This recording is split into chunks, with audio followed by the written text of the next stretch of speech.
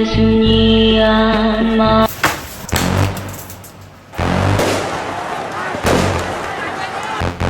Wacana 3 periode Presiden Republik Indonesia.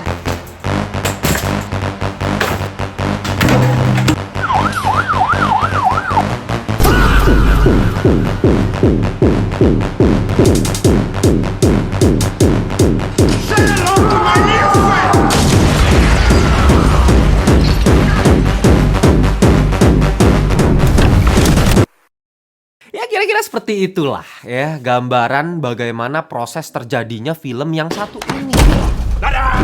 Meskipun saya tidak ikut terlibat sama sekali dalam proses produksi film yang satu ini, tapi ya semua orang bisa menerawang lah ya kira-kira apa yang terjadi dalam otak seorang Joko Anwar gitu. Ya lu bayangin aja, kalau di film yang kemarin setiap 5 menit sekali penonton dikasih jumpscare, di film yang satu ini setiap 5 menit sekali pemerintah digeber anjing. Negara bangsat kayak gini. Bener-bener di setiap dialog, setiap scene dari film yang satu ini itu dijejelin sama permasalahan-permasalahan dari negeri tercinta kita ini, bos. Sampai-sampai film ini lebih kerasa seperti curhat berkedok film ini. Bukan film ini curhat anjing ya. Nah sekarang kan yang jadi pertanyaan adalah kalau misalnya kita lagi di tongkrongan, lagi ngobrol sama teman, kita baru ngobrol dikit-dikit mengenai politik aja udah pada malas gitu, udahlah capek gitu kan ngomongin ini, udah terlalu banyak masalah, udah kita have fun aja gitu. Apalagi lu pengen nonton film, pengen nonton bioskop, malah dijejelin begini-beginian, malah dicurhatin nih sama Bang Joko Anwar mengenai segala macam permasalahan di negeri tercinta kita ini. Apakah terasa jadi enek? Nah, disinilah peran penting sebuah genre satir. Ya, ini adalah sebuah genre yang sebenarnya jarang gue bahas di channel YouTube Ngelantur ini. Setiap kali gue review film ya biasanya gue bahas horor, drama, action, thriller dan sebagainya macamnya. Tapi kalau ngomongin satir kayaknya jarang ya. Ini ngomongin komedi. Ya meskipun sebenarnya satir itu nggak cuma komedi ya. Jadi kalau menurut Paul Roth ya, ini seorang penulis bergaya satir asal Amerika Serikat, dia pernah bilang kalau satir itu adalah kemarahan terhadap sesuatu yang dianggap salah secara moral. Ya dia pakai kata moral outrage di sini. Dan moral outrage ini, kemarahan terhadap moral yang dianggap salah ini, itu ditransformasikan ke dalam bentuk yang 100% berbeda. Yaitu bentuk yang lebih ringan, lebih lucu, lebih ironis, dan terkadang absurd. Nah, itu yang dimaksud oleh Paul Roth sebagai comic art. Disitulah letak seninya. Karena tanpa seni, kritik itu terkesan menyerang secara langsung. Tapi dengan seni, memang kritik tetap menyerang. Kritik itu tidak pernah tidak menyerang. Jadi bullshit kalau lu pada bilang gua, "Bang, lu kritik harusnya membangun namanya saran, bangsat." Ya. Lu mau kritik, lu anjurin, lu robohin sejatuh-jatuhnya. Itu baru namanya kritik. Yang cari solusi siapa? Ya orangnya. Kita kritik supaya dia bisa cari solusi kan. Tapi dengan seni, penyerangan ini bisa dilakukan secara elegan. Jadi ini tetap menyerang, tapi menyerang dengan gaya gitu, kira-kira gitulah ya. Ya contohnya aja Parasite yang paling gampang. Kalau kalian nonton film Korea yang berjudul Parasite yang udah menang Oscar itu kan juga kritik ya. Itu menyerang tapi dengan cara drama. Nah ini drama dua keluarga, si miskin dan si kaya. Sehingga kita sebagai penonton itu bisa menikmati filmnya, terhibur tanpa kita memikirkan kritiknya. Tapi itu secara alam bawah sadar masuk ke kita gitu. Pikiran anti kapitalismenya masuk ke otak kita. Jadi kalau misalnya film Jojo Rabbit itu menyerang ideologi Nazi dengan cara membuat Om Kumis jadi terlihat karakter yang konyol, atau The Menu yang menyerang budaya konsumerisme lewat ritual makanan absurd. Nah, film Ghost in the Shell ini menyerang apa? Menyerang, ya udah pasti lah, bisa diomongin ya. Ya pemerintah plus 62 ya jawabannya ya. Itu targetnya sudah pasti, itu udah di lock itu sama Bang Jokan ya. Targetnya adalah pemerintah plus 62. Dengan cara apa Bang menyerangnya Bang? Dengan cara memberikan sosok setan yang bisa melihat aura hijau dan aura merah. Nah, kalau auranya merah keruh. Ya jadi kalau aura lu hijau, lu aman bos ya. Lu gak bakal digangguin sama si setan, tenang aja gitu ya. Lu bisa santai-santai di penjara.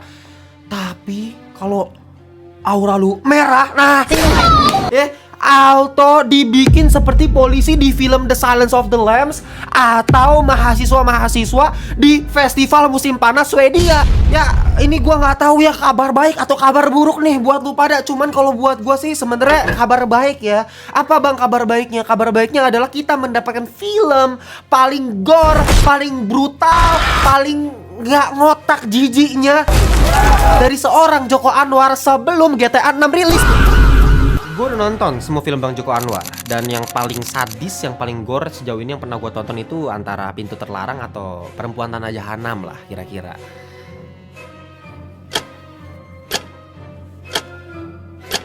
Ini 4 level di atas ya. Sepanjang gue hidup di dunia ini, nonton banyak film, tapi scene salah satu napi dijadikan shower di kamar mandi di film yang satu ini, itu adalah salah satu scene paling disturbing yang pernah gue lihat, yang pernah gue tonton seumur hidup gue.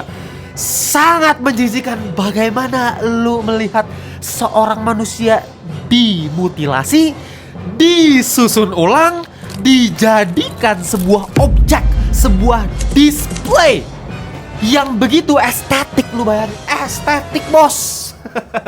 Ya, ini gue yakin setan yang menyusun ulang, yang memutilasi manusia menjadi shower ini, itu lulusan S3 DKV BINUS. Kalau gue jadi dosen ya, gue kasih nilai A+, bos. Sidang akhir si setan bikin kayak begituan, secara komposisi, semiotika, fungsionalitas, barang bagus. Barang bagus. Ini Saya mau satu. buat kamar mandi saya ya. Ketika ada benturan antara keindahan dan kekejaman, dalam ilmu psikologis ada yang namanya istilah cognitive dissonance, yang dimana otak kita itu sebenarnya udah terbiasa mengaitkan segala sesuatu yang indah dan estetik itu sebagai sesuatu yang aman, sedangkan kekerasan sebagai sesuatu yang buruk dan menjijikan itu justru sebaliknya. Dan ketika kedua hal ini bersatu padu, bertemu, itu terjadi error di otak kita dan menimbulkan apa? Yang menimbulkan rasa yang tidak nyaman. Disitulah rasa disturbing itu muncul. Disitulah kalian bisa ngomong, kok gua ngerasa nggak nyaman ya. Ini tidak sesadis, sebrutal mungkin film Saw yang segor itu udah pasti lu ngilu, enak, mual nonton film itu gitu. Tapi setelah lu nonton film Saw, udah kayak life goes on gitu. Kayak udah lu bisa melupakan hal yang barusan tadi gitu.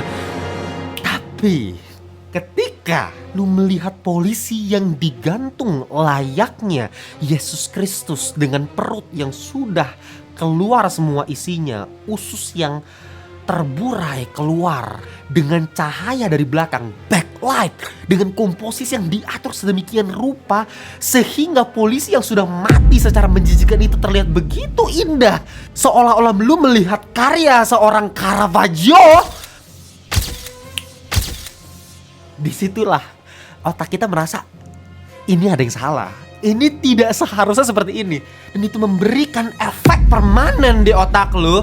Bukannya hanya sekedar ngilu lewat sementara, tapi itu membekas, benar-benar terekam dengan jelas di memori kepala lu. Karena otak lu berpikir dulu ketika melihat itu terjadi. Lu gak cuman kayak ih gitu, enggak. Tapi lu kayak, apa ini? Kenapa ada seorang manusia yang bisa melakukan hal seperti ini? Yaitu si Hannibal Lecter kan. Itu menyerang otak lu. Itu namanya horor psikologis. Nah, tapi itu jadi masalah sebenarnya. Kalau di The Silence of the Lambs, kita udah tahu pelakunya adalah manusia, yaitu Dr. Hannibal Lecter, yang dimana itu ada pertanyaan moral di hati kita ketika melihat kekejaman begitu luar biasa tapi disusun secara artistik. Atau misalnya di Midsommar, yang dimana itu lebih gila lagi, kayak siang hari, banyak bunga, warna-warni, begitu indah. Tapi yang lu lihat adalah paru-paru yang sudah keluar dari badan dan paru-parunya masih bergerak. Proses dehumanisasi itu lebih gila lagi ketika lu berpikir kalau itu manusia yang melakukannya. Karena memang yang melakukannya adalah ya itu seks tes sesat di festival pagan film Midsommar itu kan. Artinya yang bikin kedua scene ini bisa terasa sangat disturbing itu bukan hanya sekedar visual, tapi konteks moral di baliknya.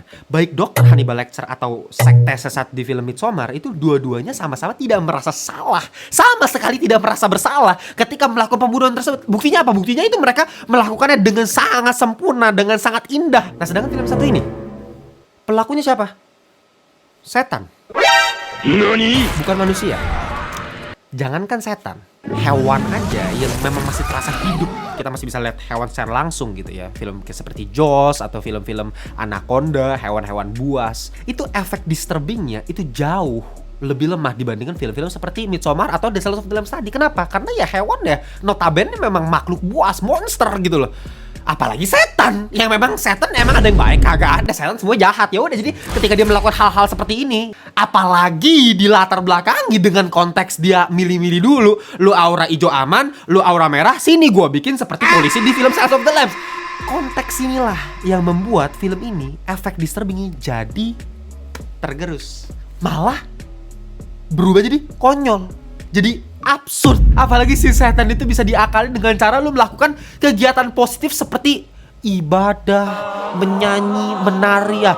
Kalau lu misalnya abis berantem, lu lagi marah nih, membara gitu kan, berapi-api, aura lu berubah jadi merah nih, pelan-pelan udah jadi oranye, mulai merah gitu kan. Nah, setan udah mulai ngincer lu nih, akan dibunuh nih lu. Abis itu lu tiba-tiba langsung Keramas sabunan.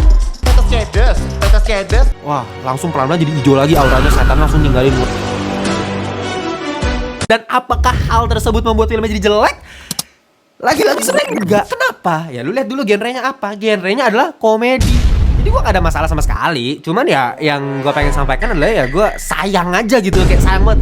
Lu bayangin film paling gore dari seorang Joko Anwar sebelum GTA 6 rilis itu malah komedi gitu loh. Cuman sekarang gue pengen mulai ngebahas apa sebenarnya permasalahan yang gue temukan di film ini. Permasalahannya sebenarnya sederhana aja. Kalau lu belum pernah tahu ini film tentang apa, konsepnya seperti apa, ceritanya seperti apa, genrenya seperti apa, lu belum pernah ngeliat trailernya. Dan itu gue sama sekali tidak mau cari tahu apapun. Bahkan gue gak mau nonton trailernya karena gue pengen dikejutkan sama film-filmnya Bang Joko Anwar gitu. Jadi gue bener-bener gak mencoba untuk cari tahu ini film tentang apa, ceritanya apa, konsepnya apa, genrenya pun gue cuma denger-denger kalau misalnya ya ini sebenarnya horror komedi, that's it. Tapi gue gak ngerti konsepnya bakal lebih dominasi horror atau komedi atau seperti apa, gue gak tahu. Jadi udah, gue ekspektasi masih nol nih. Dan lu masuk bioskop dengan opening scene, film dibuka dengan sangat gelap, low-key, kontras tinggi, sound design nyentrik, atmosfer dingin yang berfokus ke seorang jurnalis yang sedang menulis artikel mengenai deforestasi, kerusakan lingkungan. Dan itu di setup sebagai Chekhov's gun agar diledakkan di bagian akhir untuk mengetahui sebenarnya konteks setan di penjara ini apa sebenarnya. Jadi itu penting sekali untuk naruh opening scene film ini. Cuma lagi-lagi ini Joko Anwar style. Lu gak tau gue siapa? Yang realistic, grounded, serius, bener-bener kerasa berat, kompleks itu lu bisa rasain dari opening filmnya. Meski sebenarnya di awal film itu lu akan mendengar sebuah soundtrack ya, sebuah lagu ala-ala lu kalau pernah denger musik-musiknya Johnny Cash. Nah, ini mirip banget ya, beatnya ringan, chill, santai gitu, memberikan kesan absurd. Dan itu langsung mengingatkan gue sama opening scene-nya film The Suicide Squad-nya James Gunn, yang dimana itu persis pakai musik country juga, pakai musiknya Johnny Cash yang berjudul Folsom Prison Blues, yang kebetulan juga lokasinya di penjara juga tuh, ngomongin kriminal, penjahat-penjahat di universe DC. Tapi kalau di The Suicide Squad-nya James Gunn, tone musik yang ringan, ritmis, dan terkesan santai tersebut didukung dengan visualnya yang dari segi color gradingnya udah cerah banget ya, karakter-karakternya dibuat nyentrik, aneh, absurd ya. Orang dibuka dengan seseorang karakter yang muka om-om, rambut mawang tapi blonde, pakai Crocs warna orange, mainan bola pantul, terus ada burung warna kuning lucu gitu kan, masuk ke penjara dia langsung bunuh pakai bolanya. Itu kan apa ya, ironi kan, seperti lagunya Folsom Prison Blues yang secara nada ritmis itu bener-bener ringan, tapi isi liriknya itu bener-bener kelam gitu, mengenai seseorang yang mengaku membunuh seseorang tanpa alasannya jelas. Sama seperti burung yang tidak bersalah tadi, yang lucu tadi, yang masuk ke penjara tiba-tiba dibunuh begitu aja sama si karakter mawang blonde ini. Dan lu langsung bisa compare misalnya kayak sama Suicide Squad sebelumnya, ada yang berbeda. Suicide Squad sebelumnya kok dark, realistik, tapi ini kok dari kostum Amanda Waller berubah, production design semua setnya berubah. Ini dunia yang benar-benar berbeda. Aturan dunia ditanam sejak awal film. That's my point.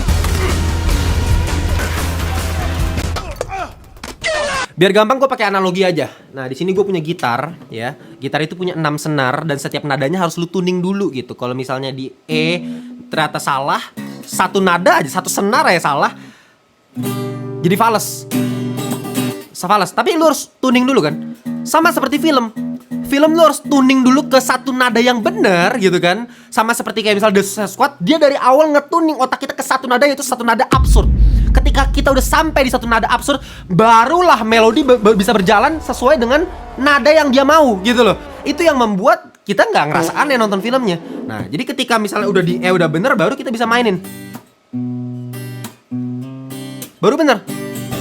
Itu namanya psikologis. Jadi ketika otak kita dari awal udah dituning ke satu nada yang seharusnya sesuai dengan film yang akan berjalan, kita tidak akan ada lagi resistensi untuk melawan gitu loh. Untuk ngerasa kalau misalnya ini kok aneh, ini kok logika ceritanya tidak ada yang bermasalah. Nggak bisa, karena kita udah dituning sejak awal. Kita dipaksa untuk menerima aturan dunianya meskipun tidak sesuai dengan aturan dunia yang seharusnya yang realistis. Nah, di film yang satu ini, meskipun dari awal udah pakai musik-musik Johnny Cash, mau ngasih ironi, oke. Tapi opening scene film ini masih sangat-sangat Joko Anwar banget. Bahkan pembunuhan yang terjadi di awal gitu, kematiannya itu begitu disturbing. Dan itu bukan ngetuning otak kita ke arah absurd, tapi ngetuning otak kita kembali ke film-film Jokan sebelumnya. Bahkan ketika adegan mulai berjalan gitu, kita diperkenalkan oleh karakter-karakter di dalam penjara. Ada sipir, ada para napi yang berkebutuhan khusus. Tetap ceria saya lihat maksud lo. Ya kita yang ikhlas aja. ya kan, itu semua dijelasin tuh salah satu. Dan itu masih terasa grounded, masih terasa realistis, karena masih bisa terjadi di kehidupan nyata gitu aja. Meskipun ada beberapa karakter yang mungkin dia kepala geng gitu, ketua geng, itu mungkin banget terjadi di dunia nyata gitu. Kayak misal di film Shawshank Redemption ada yang kayak begitu, di seriesnya Prison Break ada yang kayak begitu. Jadi ini masih realistik loh. Ya memang setiap dialognya lagi-lagi disisipin oleh jokes-jokes sarkas terhadap pemerintah. Ya itu lucu, itu komedi, tapi komedi yang masih di dalam kerangkeng dunia nyata, ngerti gak? Masih dalam kerangkeng realitas. And by the way, gue pengen kasih congratulations ya untuk Bang Joko Anwar, karena ya harus gue akuin sih, jujur ini adalah film ente yang paling rapi secara dialog ya. Keren.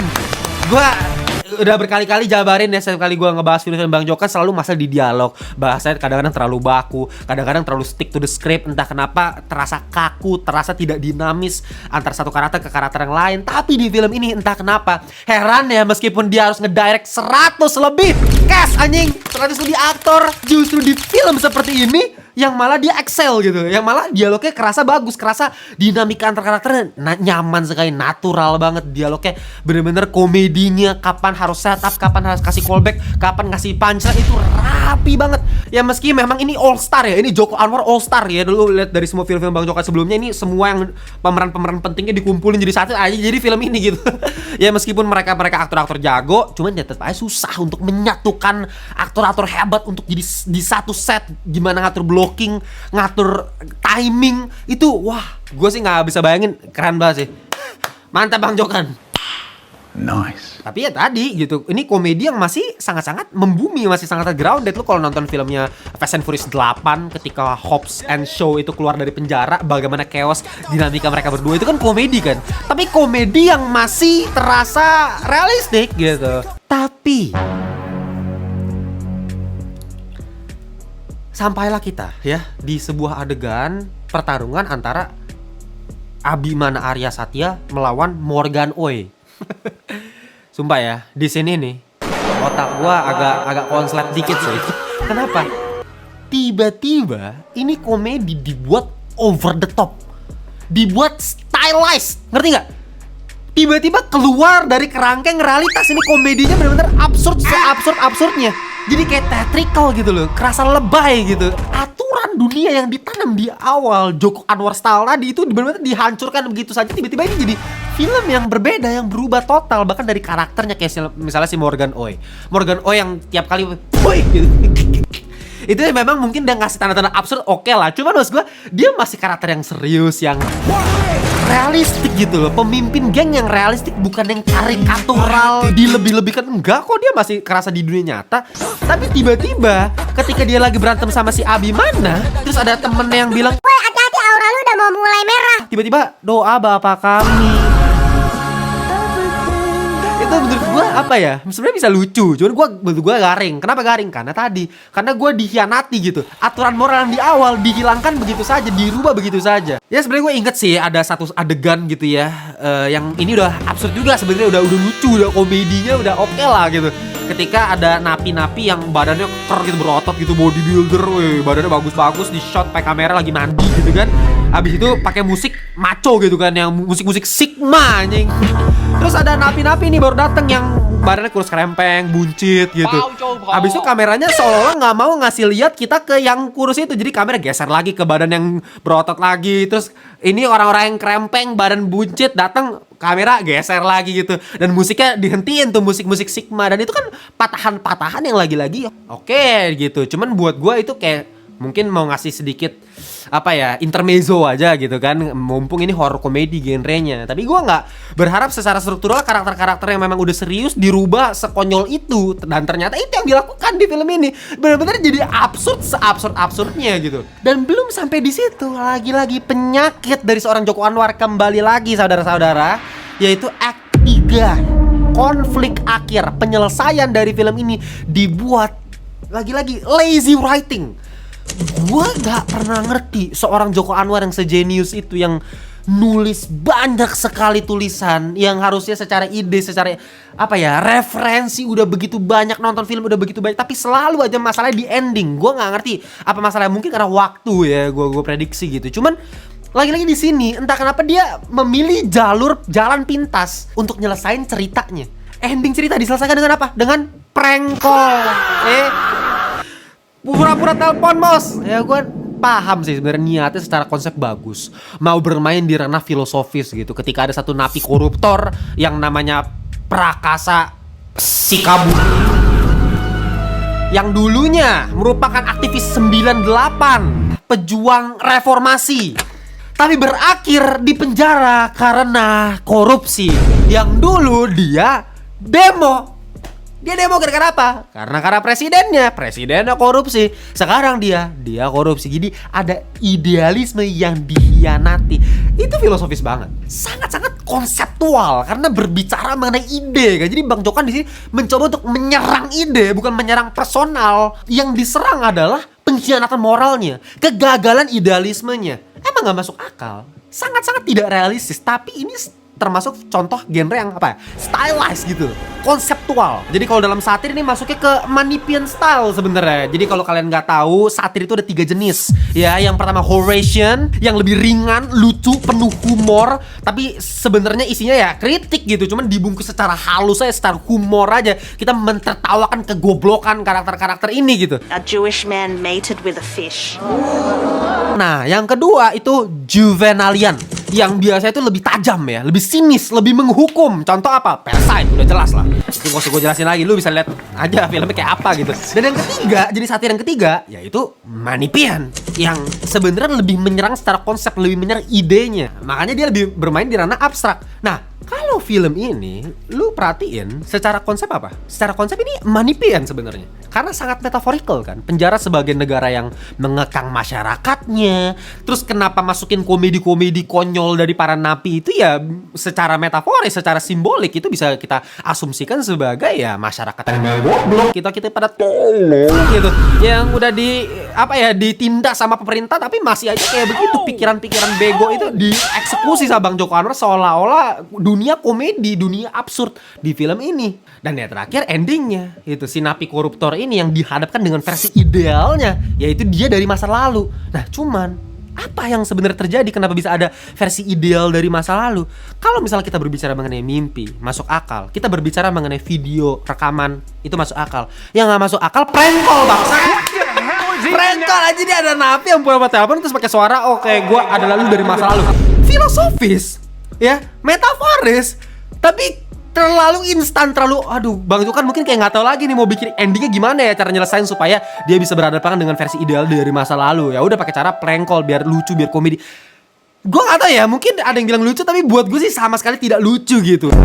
Lu bandingin sama The Menu misalnya. The Menu itu adalah contoh film satir yang bisa menggabungkan Manipian, Juvenalian sama Horesian sekaligus, tapi hierarkinya jelas. Aturan dunianya ditanam sejak awal, dialog-dialog udah awkward, ini udah karakter yang karikatural udah kerasa. Nih kaum-kaum elit udah kerasa banget, kayak karakter-karakter yang memang ditujukan untuk dipermalukan, film udah kerasa gitu. Dan Juvenaliannya juga sangat menghukum sekali, maksudnya disturbingnya juga berasa. Dan Manipian di ending, dan bahkan endingnya mirip-mirip gitu kan, mengenai versi ideal dari diri sendiri, yang dimana dia dimintain sama si Margot untuk bikin cheeseburger dan mengingatkan sama versi dia di masa lalu. Alasan dia mau masak tuh apa? Ya masakan yang sederhana, masakan yang bukan pretentious gitu loh. Itu kan mengkritik, menyindir kaum-kaum elit yang ngerasa yang penting gue kerasa keren, yang penting gue kerasa sebagai kaum elit, yang penting gue kerasa sebagai orang yang berduit. Itu yang dikritik oleh film The Menu kan. Cheeseburger itu simbol kejujuran, simbol kesederhanaan, dan eksekusinya rapi gitu. Gimana ngebongkar misterinya? Oh ternyata dulu ini dokumentasinya seperti apa? Kalau di sini masa prank? Ya itu aja sih sebenarnya dari gue. Tapi selebihnya konsepnya, genrenya ini what a genre lah menurut gue. Nggak pernah gue ngeliat film kayak begini seumur hidup gue di Indonesia. Ini aneh banget, tapi aneh in a good way sebenarnya. Makanya gue akan kasih final score 7,5/10 alias mediocre untuk film Indonesia. Mediocre tuh buat gue udah keren banget. Kalau shot sinematografi udah gue nggak usah bahas lagi film-film Bang Jokan. Ya penggunaan grainnya, teksturnya, depthnya, lightingnya udah